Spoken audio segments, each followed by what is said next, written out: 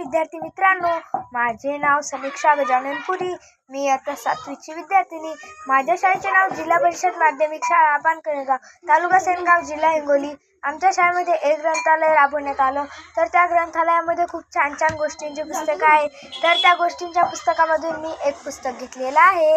या पुस्तकाचे नाव आहे आक्रमण आणि या पुस्तकाचे लेखक आहे अशोक देशपांडे. आणि पुस्तक खूप छान आहे आणि या पुस्तकात राजाविषयी खूप सारी माहिती आहे. छान छान. चला तर विद्यार्थी मित्रांनो, मी सुरू करते. एक राजा होता. तो राजा खूप कष्टाळू होता आणि खूप गरीब पण होता. तो राजा एके दिवशी बाहेर गावी गेला होता. तो बाहेर गावी गेला होता आणि त्याला वाटले होते की आपण एक मुलगी घेऊन जावी. मग तो म्हणाला की मी एक मुलगी घेऊन जाऊ शकतो का? तर ती दुसरी एक बाई होती. तिला 4-5 मुली होत्या. तर ते राजा म्हणाला की मी एक मुलगी घेऊन जाऊ का? तर ती बाई म्हणाली हो जाय. तर मग त्या राजाने एक मुलगी घेतली आणि त्या मुलीचे नाव ठेवले गायत्री. आणि ती गायत्री नावाची मुलगी खूप गोड आणि सुंदर पण होती. आणि ती मुलगी खूप गरीब पण होती. आणि ती मुलगी रोज पण शाळेत जात होती.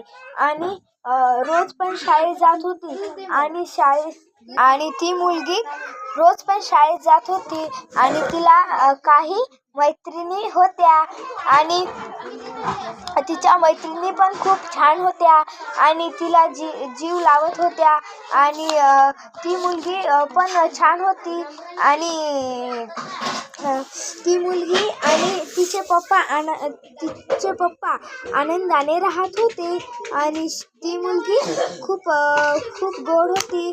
तर एके दिवशी त्या मुलीचे लग्न झाले होते आणि ती म्हणाली की ती तिच्या पप्पाला म्हणाली, पप्पा माझे लग्न करू नका, कारण तुम्हाला कोण स्वयंपाक करून देईल?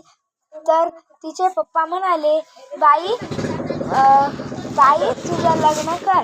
मग तिचं लग्न झालं आणि थोड्याच दिवसात तिला मुलगी झाली आणि त्या मुलीचे नाव ठेवले होते वैष्णवी.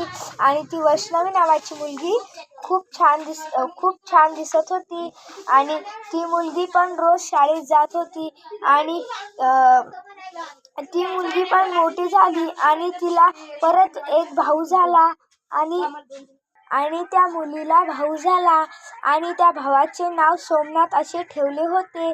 आणि तो सोमनाथ नावाचा मुलगा रोज थोडा मोठा झाला आणि तो शाळेत जात नव्हता.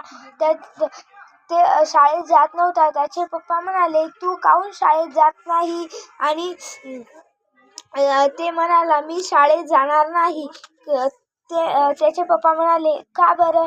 तर तो म्हणाला, मला घोडा पाहिजे. तर त्याच्या पप्पाने त्याला घोडा घेऊन दिला आणि तो घोडा रोज पण तो घोडा वळत होता. आणि एके दिवशी तो घोडा त्याने एका जंगलात नेला होता. आणि त्या जंगलात त्याला एक महाराज दिसला होता. आणि तो म्हणाला की कुठं चालला बाबा? तर तो म्हणाला, मी माझ्या घोड्याला काहीतरी खायला आणायला चाललो. तर ते महाराज म्हणाला, बरं मी येऊ का तुझ्या घरी? तर ते पोरगा म्हणाला, हो चला ना बाबा, मी तुम्हाला काहीतरी देईल. मग